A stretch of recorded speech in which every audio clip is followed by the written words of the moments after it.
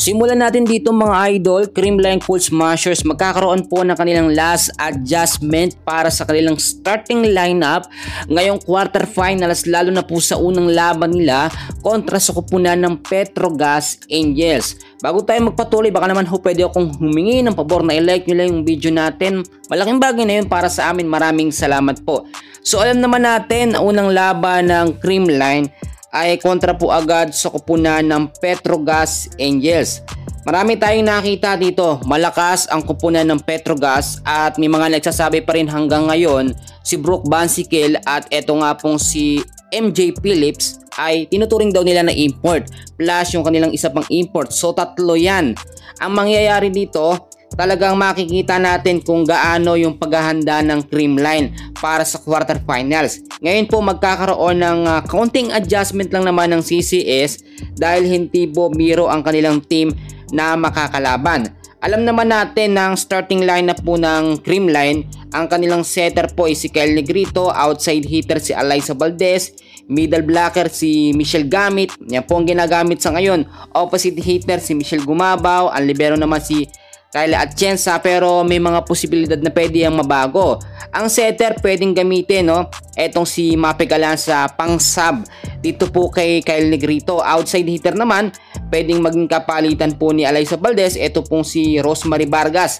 Si Gemma Galanza kasi hanggang ngayon ay hindi pa o wala pang final confirmation kung ito yung makakapaglaro ngayong quarterfinals.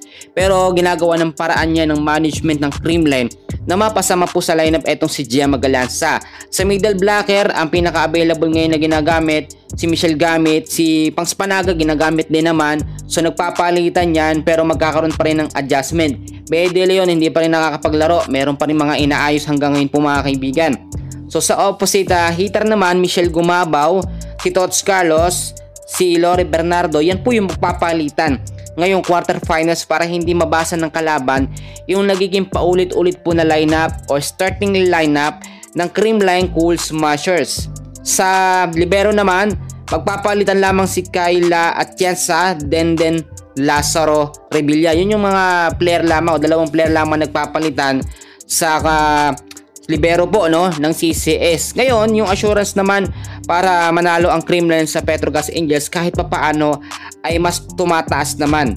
Alam naman natin na malakas talaga ang Petrogas, sila yung nagkampiyon nitong nakaraang PBL at nakita naman natin malakas etong kanilang import plus ito pang si Brooke Bansikel at si MJ Phillips ang sobrang pinaghahandaan ngayon ng CCS. Alam natin hindi available si Bea De Leon.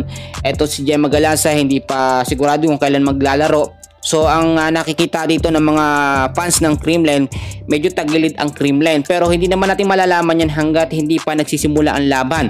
Laging sinasabi, may mga paalala tayo na bilog ang bola. Maraming pwedeng mangyari kapag nagsimula na po ang laban. So tutukan natin.